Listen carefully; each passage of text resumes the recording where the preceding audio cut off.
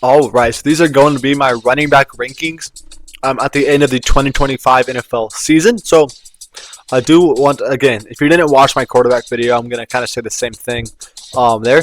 This is based off of this season alone, right? Look at their statistical performances. I don't really care about their team success, their offensive line, how that helped these running backs. Like, I don't care. We're looking at how they performed this season statistically. So, moving on from there, I do have some honorable mentions here. I'm going to have 50 guys listed. I got 10 honorable mentions, being Amir Abdullah, Jalen Warren, Justice Hill, Antonio Gibson, Ty Johnson, Jaleel McLaughlin, Braylon Allen, Samaje Perine, and Kyle Juszczyk, and Raheem Mostert. So Juszczyk is a fullback, but he kind of belongs in the same category because there's not enough fullbacks to rank those by themselves. Moving on to number 50, we're going to have Gus Edwards. So again, all these stats are listed right here. I'm not going to have a whole lot more to say. I had a lot more to say about quarterbacks, but with some of these running backs, I'm not really going to have as much to say. So I'm just going to kind of list the broad stats. And, again, you guys can look at the stats yourself, so I'm not going to spend too much time on them. But he had about 365 yards in 11 games, 34 yards per game with 4 touchdowns. Decent running back depth, right? Number 49 is going to be Zach Moss. He only played 8 games, but he did have 54 yards per game with 3 touchdowns there. But he also had two fumbles and only a measly 3.3 yards per carry. Not necessarily great, but again, a solid depth running back. Number 49, you got Isaac Guerrero. Came into this season. I had no idea who this man was. He came in, had 36 yards per game, had 4 touchdowns, but also had 3 lost fumbles, which isn't great. But he did have an insane 5 yards a carry, which is 8th in the league this season. Number 47, you got Devin Singletary. So 37 yards per game in his 15 games played. 4 touchdowns to 2 fumbles isn't great. 3.9 yards per carry isn't great. But again, a lot of these guys are going to kind of say the same thing. They are good depth pieces, not a good RB1. Number 46, you got Cam Akers. So 30 yards per game. He does have 3 receiving touchdowns to go along with his 2 rushing touchdowns. So not a lot of receiving yards, but he does have 3 touchdowns there, So a 5-to-1 touchdown turnover, pretty solid, and a good yards per carry as well. Number 45, you got Emmanuel Wilson from the Packers. So he kind of took over as RB2 because A.J. Dillon got injured in preseason. So, and he's actually been really solid here for them. He's tied for 9th in yards per carry at 4.9, 32 yards per game. 550 yards here in 17 games and 5 touchdowns and 0 turnovers. Really solid year for him. Number 44, you got Tyler Algier. 43 yards per game is solid, right? 720 yards in 17 games, 3 touchdowns, 0 fumbles with 4.7 yards per carry. He's pretty good. He's a really good RB2 in this league. Number 43, you got Javonte Williams for Denver. He was very disappointing. Any Denver Broncos fan will tell you that. But he's still a decent depth piece, but I'm not sure if he's going to be a decent depth piece going into next year. His time might just be done in this league. He had about 800 yards, so 50 yards per game is really solid, but 4 touchdowns to 2 fumbles with 3.7 yards per carry, not great. Number 42, Isaiah Pacheco. So one of the biggest fall-offs this year. A lot of that is due to injury, right? So he got injured mid-season, broke his leg, right? Came back and, was the RB2 because of how good Kareem Hunt has been doing. And so, transitioning from RB1 at the start of the year to breaking your leg, coming back as an RB2, you're going to kind of expect him to struggle. He only had 1 touchdown in 7 games. He had about 400 yards, so 55 yards a game is solid, but only 1 touchdown, 3.7 yards per carry. Not great, but, I think he'll be able to bounce back next year. He's just, breaking your leg in the middle of the season. It's obviously not going to, bode well for your season. Number 41, you got Ray Davis from the Bills. He was really solid. He had 6 touchdowns, 37 yards per game, and 0 fumbles. Yards per carry isn't great, so if that was a little bit higher, he could certainly be a few spots up on this list. But having 6 touchdowns and 600 yards is really solid. Number 40, you got Tajay Spears from Tennessee. So he had about 500 yards and 5 touchdowns in only 12 games. 45 yards per game is good. He did have a fumble and 3.7 yards per carry. not too great there. Number 39, you got Travis Etienne. So he, again, was a very big fall off this year. I think he was a really good running back last year. I expected him to take a leap. He did not do that. He only had 54 yards per game, right? Only 2 touchdowns all year in 15 games, and 1 fumble with 3.7 yards per carry, right? He was a decent decent RB2 this year, but he had expectations, at least in my opinion, to be a top 10 running back in the league, and he was nowhere near that. And there's not like he has injuries to blame like some of these other guys. He was just disappointing. Number 38, Alexander Madison. So he had 51 yards per game, 700 yards, 5 touchdowns, 1 fumble. All those not certainly are pretty good stats, but 3.2 yards per carry does drop him a few spots on this list. That's pretty abysmal, but still a really solid year for him. Number 37, you got Nick Chubb, kind of like Isaiah Pacheco type thing. He was injured a good amount of this year, right? He's coming off an injury. He just wasn't good this year. I think he can bounce back next year. 4 touchdowns, 1 fumble, 3.3 yards per carry that's horrible, right? But I think he'll be bounced back next year. But I think his time as a top 5, top 10 running back is probably up in this league. But I do think he'll bounce back next year and at least be top 15 to 20 running back, which certainly nowhere near prime Nick Chubb. But as long as he can be a good running back going forward, because I do not want to see his career go out like Todd Gurley and just be injured and retire. Number 36, you got Tyrone Tracy. So he was a great player this year, right? The only thing that really holds him back is his 5 lost fumbles. He had 6 touchdowns, 1,100 yards, 66 yards per game, but he had 5 lost fumbles this year. If he had those down to 2, right? Or, obviously 0 is ideal, but even getting those down to 2, he'd probably be 5 spots higher on this list at least. But he was a rookie this year, so I think it was a rookie at least, and he had a great year for that. Number 35, you got Jerome Ford. So easily the better running back for the Browns this season. 56 yards per game, 5.4 yards per carry, which was tied for 5th in the league. And he had 3 touchdowns to 0 fumbles. Yards per carry, great. I feel like he just needs to be the RB1 somewhere. But I believe in Nick Chubb in Cleveland still. So maybe either him or Nick Chubb need to be gone. Because I think Jerome Ford is certainly capable of being a legit RB1 next year. Number 34, you got Austin Eckler. Really good RB2 here in Washington. Right, 61 yards per game, 4 touchdowns. He did have 3 fumbles, which isn't great, but 4.8 yards per carry was pretty good there. He just got to get his fumbles down a little bit, but he was still really good running back this year.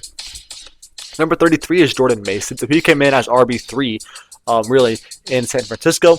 And then Elijah Mitchell got injured, and then obviously Christian McCaffrey was injured most of the year. So he was really he was RB1 for the majority of this season. He was also injured a couple games as well, though. 73 yards per game, 3 touchdowns to 3 fumbles, though, isn't good. But he was 7th in the league in yards per carry at 5.2. So certainly shows some promise if you can get those fumble issues taken care of. Number 32, you got Tank Bigsby. So he was honorable mention here, right? Him and ETN kind of split, so there was really no clear RB1 or RB2. And because of that, I think both their numbers kind of fault a little bit because, they're splitting carries. But 51 yards per game, 7 touchdowns, 4 fumbles isn't good, again, but 4.6 yards per carry is pretty solid there as well. Number 31, you got Christian McCaffrey. So he obviously came in the league as number 1, right? He was almost a consensus number 1 running back. He was almost a consensus number 1 draft pick in fantasy. And then he was just injured pretty much all year. He had 87 yards per game when he played. That's really good. He did have 0 touchdowns, though, which was kind of interesting. 1 fumble, but he played injured. He only played 4 games, and he was still pretty productive as far as, yards per game. Yards per carry wasn't great, but I certainly think he'll be a top 10 running back next season as long as he's healthy, but this year was just derailed by injuries. Number 30, you got Ramondre Stevenson. So he had about 65 yards per game, 8 touchdowns total, but also 7 lost fumbles. That is atrocious, dude. If he could get those numbers down to even 3, cut them in half, get to 3 or 4, he could easily be a top 20 running back, right? I had him ranked at number 22 coming into the year. If he gets those fumble numbers down, he would easily be at number 22 right now. But that's atrocious. 7 fumbles is bad. Number 29, you got Taysom Hill. So I ranked him as a tight end coming into the year. His official position is still tight end, but I can't really rank him postseason as a tight end because all of his stats just resemble that of a running back, right? He has majority rushing stats, which as a tight end doesn't make sense. And then there's a good amount of receiving stats. That's why I put him in as a receiver rather than a running back. I'm sorry. That's why I put him at. Sorry, what did I just say? He has more rushing stats than receiving stats. That's why I put him as a running back rather than a receiver. So, he's still really a solid player. He was 58 yards per game, first in yards per carry at 7.1, and had 6 touchdowns in only 8 games played. So, really good. Whatever position you want to call him, he's a really good player. Yeah. Number 28, you got Zach Charbonnet, 53 yards per game, really good. Really solid at least as an RB2, really good as an RB2. 9 touchdowns, 0 fumbles, amazing. And 4.2 yards per carry, certainly respectable. As an RB2, he is probably top 3 RB2 in the league. I can't really remember off my brain how my rankings go, but personally, I'm just kind of spitballing. I think he's the top 3 RB2 in the league. Number 27, you got Rachaad White, so he's going to be another guy that's a top 3 RB2 in the league because, Bucky Irving exists, but he averaged 63 yards per game, I think he got 1,000 yards this season, 9 touchdowns and 3 fumbles. Again, those fumbles, you want to get them down a little bit, but that's not horrible. And he had 1,000 yards and 9 touchdowns as well, so you can't be too mad about it. Number 26, you got Brian Robinson. He had 69 yards per game. Not a lot of receiving stats for him. No touchdowns, only 150 receiving yards. But on the ground, 800 yards and 8 touchdowns. Two lost fumbles isn't horrible. He's a pretty solid running back, and he does split quite a bit of carries with Austin Eckler as well. Number 25, you got Rico Dowdle in Dallas, 83 yards a game for him. So yards per game are great. 5 touchdowns to 3 fumbles though is kind of where he falls a little bit. Only 2 more touchdowns than fumbles. That's not great. That's not a great look. But if he can get those down a little bit, and I think he will. He's still young. Next year, he could easily be a top 10 running back, in my opinion. Number 24, you got Tony Pollard, 82 yards per game. Kind of similar story here to Rico Dowdle. He just is he's certainly a lot older, right? 82 yards a game. 5 touchdowns and 2 fumbles, 4.2 yards per carry. Very, very solid running back. Number 23, you got Najee Harris, 78 yards per game. Over 1,300 yards is really good. 6 touchdowns to 0 fumbles. That's good. 4.0 yards per carry. You would like to be a little bit higher than that if you want to be in any conversations for a top 10 running back. But he's still very much a good starting running back in this league. Number 22, you got Kareem Hunt. So he came into the season as a free agent, but he was pretty much an honorable mention, but I had him at number 30 because I figured someone's going to sign him and he's going to be a good running back for them. And I was correct. He was really good in Kansas City. 70 yards per game, 900 yards in only 13 games, 7 touchdowns to 0 fumbles, yards per carry at 3.6. Certainly not great there, but he was really good compared to any expectations that people really had for him once he signed in Kansas City. And he'll probably be back in Kansas City, if I had to assume, next season. Probably splitting carries again with Isaiah Pacheco. Number 21, you got Breece Hall. I was really high on Breece Hall coming in. He had a great year last year, and I thought coming in, this year with a healthy Aaron Rodgers, just, being old, like getting another year of experience and improving. I thought he was going to be, top 5 running back in this league, but that was not the case. Still had 1,200 yards, 85 yards per game, 8 touchdowns, but he had 6 lost fumbles, which is really not good. 4.2 yards per carry is fine, but nowhere near elite. So very disappointing for me. Number 20, you got Aaron Jones. 91 yards per game is really good. He was 9th in total rushing yards. He had 7 touchdowns, but also had 5 lost fumbles. That's really not good. That's kind of where he falls down. He would probably be back up to 14 where I had him originally if he got his fumbles numbers down, because 4.5 yards per carry was pretty solid there as well. Number 19, you got DeAndre Swift, 79 yards per game, 6 touchdowns, 2 lost fumbles, but his 3.8 yards per carry is really bad, so that's kind of where he'd probably be a little bit higher if he did not have such a bad yards per carry. Number 18, you got James Conner, 94.3 yards per game, 1,500 total yards, 9 touchdowns to 4 fumbles. Again, get those fumbles number down a little bit. He could probably be a top 10 running back. But 4.6 yards per carry, also really good. Number 17, you got Bucky Irving. He also splits carries with Rashad White quite a bit, so that makes his numbers even more impressive. 89 yards per game, 1,100 yards, 10th in rushing yards, 5th in yards per carry there at 5.4, 8 touchdowns to only 2 fumbles. Had a really good year. When coming in, I really did not know who this guy was at the beginning of this season. Number 16, you got Kenneth Walker. So he does kind of split carries with Zach Charbonnet, but he is more he's certainly more made more of a stand for himself as RB1 than some of these other guys that I mentioned earlier. But 79 yards per game, about 800 yards with 8 touchdowns to only 1 fumble. The only problem with him is his yards per carry at 3.7 is very low. Get that up a little bit, he's easily a top 10 running back. Number 15, you got Chuba Hubbard, 91 yards per game, 8th in total rushing yards at nearly 1,200 in only 15 games. 11 touchdowns to 4 fumbles, really solid, and 4.8 yards per carry is really good. Get those, I said this a lot with a lot of guys. Get those fumbles number down, you can probably be a top 10 running back. But he still exceeded my expectations a lot. I had him coming in the season at 36, in the season at 15. So a great year for Chuba Hubbard. Number 14, you got Chase Brown. I had him coming in unranked, right? I had Zach Moss pretty low, and then I didn't have a second running back listed for the Bengals because I just didn't think Chase Brown was going to be good for them. He certainly proved me wrong. He was amazing for me on fantasy once I picked him up on waivers. He had 84 yards per game, over 1,300 yards, 11 touchdowns to only 2 fumbles. He had a great year. Yards per carry at 4.3 is pretty solid as well. Next up is J.K. Dobbins. He did a lot better than I thought he was going to do. I had him at 30, which, you know, he's been injured the last couple of years, so having him at 30 I think was respectable, but he exceeded my expectations quite a bit. 81 yards per game, over 1,000 yards in only 13 games, 9 touchdowns to 0 fumbles. Pretty impressive, if I do say so myself. Number 12, we got David Montgomery. He is the best RB2 in the league, obviously, right? 80 yards per game, 12 touchdowns, in only 14 games, which is 8th in the league. You know, he's no receiving touchdowns to add to that, but 12 to 2 touchdown turnover, not bad. Yards per carry, not amazing, got 4.2, but he's still a great running back.